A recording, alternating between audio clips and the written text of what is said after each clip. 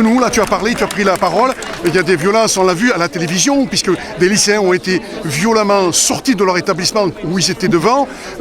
Explique-nous un petit peu. Alors, moi ce que je voudrais dire aujourd'hui, c'est que à chaque manifestation maintenant, notamment quand il s'agit de jeunes, on voit un déballage de forces militaires pour empêcher toute protestation et toute organisation. L'idée, c'est de dissuader les gens de descendre dans la rue et c'est de leur faire peur et de faire en sorte qu'ils ne manifestent plus. Aujourd'hui, ils vont donc voter une loi de sécurité générale qui inscrit dans le texte qu'on ne pourra plus filmer, enregistrer, témoigner sur les violences policières. C'est inadmissible. On sait très bien qu'aujourd'hui, s'il n'y avait pas eu tous ces témoignages, on n'aurait jamais pu mettre en évidence que des personnes sont grièvement blessées pendant le mouvement des Gilets jaunes, mais aussi pendant les manifs lycéennes, mais aussi lorsqu'il y a d'autres manifestations à caractère démocratique. On voit qu'il y a un arsenal carrément militaire qui va être passé dans la loi et que cette loi de sécurité générale va nous interdire finalement d'être présent, y compris pour la presse. C'est extrêmement grave. Quand on voit que ce gouvernement nous a bassinés avec la liberté d'expression il n'y a pas si longtemps et qu'au même moment, il se permet de passer une loi qui s'appuie sur l'état d'urgence, reconduit jusqu'en février, alors qu'on n'en sait rien, pourquoi l'état d'urgence jusqu'en février? Il n'y a aucune légitimation de ça. Tout ça parce qu'ils ont aujourd'hui les pleins pouvoirs. Et ils veulent maintenant inscrire dans le marbre qu'à chaque fois, nous serons coupables collectivement d'avoir été présents à une manifestation et à vouloir relater tout simplement ce qui s'y est passé. L'Observatoire girondin des libertés publiques, c'est un observatoire qui désigne des observateurs neutres dans les manifestations, qui sont badgés, qui sont étiquetés observateurs et dont la seule mission est de relater, témoigner et donner des suites à toutes les violences policières qui sont commises. Et de ce point de vue, ça veut dire qu'on ne peut plus exercer ce droit et c'est inadmissible. C'est tout simplement le passage d'un État autoritaire à un État policier, entièrement policier. Les policiers auront tous les droits. Et c'est pour ça qu'on s'étonne de la faiblesse des réactions par rapport à cette nouvelle voie qui est au vote. Voilà. Est-ce que justement les médias vont être muselés, la liberté de la presse a pris un coup quelque part? Mais complètement, puisque finalement dans la loi on voit que la presse est traitée exactement pareil que les manifestants. Comme des délinquants. Autrement dit, tous délinquants.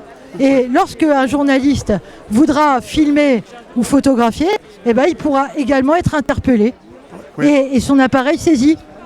C'est un petit peu ce que voulaient les policiers, ils demandaient justement... Mais je pense que c'est une réponse à la colère des policiers. Oui, exactement. Et on va dans le sens d'alliance d'un syndicat qui est proche de l'extrême droite et qui revendique le droit de tout pouvoir sur les personnes qui s'opposeraient.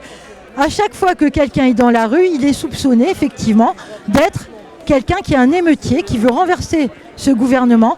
Et on est en plein dans une logique d'État qui se défendrait contre le terrorisme. Alors qu'on sait très bien qu'en France, la première des libertés, c'est la liberté de manifester.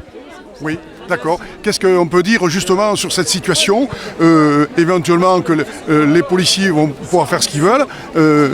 Castaner ne l'avait pas mis, mais son prédécesseur, lui, l'a marqué dans le marbre, comme tu viens de le dire. Justement, Castaner, lui, il a été viré parce qu'il était trop... éventuellement, lui, il est un peu plus sévère, il tire un peu plus la vis. Ça va être difficile pour pouvoir justement, nous les médias indépendants, de pouvoir filmer des arrestations et de pouvoir montrer s'il y a des violences et justement de faire la part des choses, de dire qui a raison, qui a tort. Il y avait cette protection.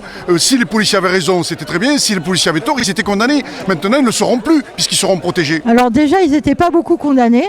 Oui. Ce qu'on a remarqué quand même, c'est que malgré des violences extrêmes qui étaient avérées, avec des faits avérés, beaucoup de policiers n'ont pas été condamnés. Donc on savait déjà qu'il y avait une grande tolérance à l'égard de ce qui pouvait se passer en manifestation. Moi, je pense que la seule façon de faire contrepoids, c'est de diffuser cette information. Parce que je crois que cette loi, elle est passée finalement dans une certaine opacité. et que les gens ne sont pas vraiment au courant de ce qui est en train de se passer. D'autre part, on est dans une situation d'urgence sanitaire qui fait que pour le gouvernement, c'est très facile de s'appuyer derrière une idée il faut rester sage quand il faut faire l'unité.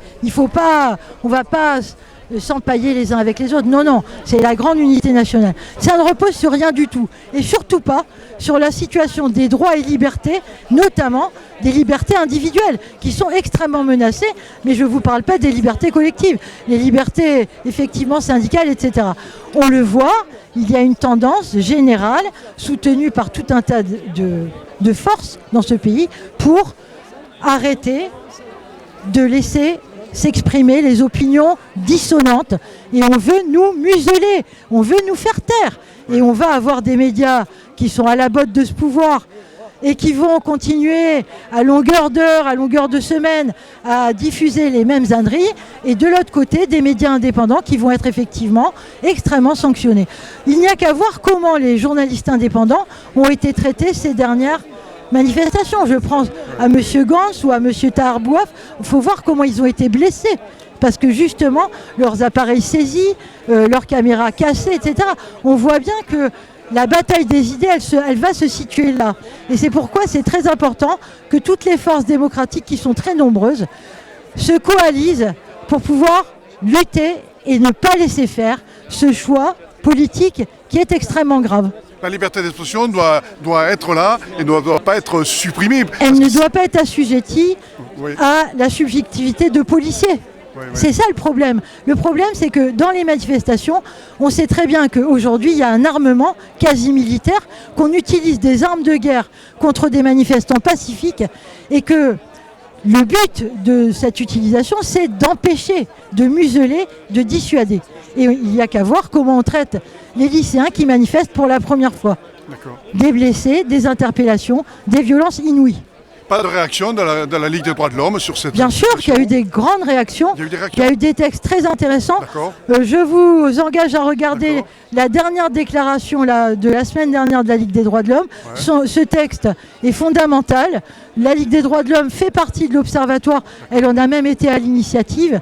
Et je crois qu'ils ont suffisamment d'audience et je dirais de légitimité pour mener en quelque sorte la bataille contre cette loi inique. D'accord, mardi prochain il y a un rassemblement. Mardi prochain, donc on se retrouve à 18h sur le parvis des droits de l'homme pour dénoncer cette loi de sécurité générale qui vient d'être promulguée. Merci à toi, c'est gentil. Merci, c'est sympa.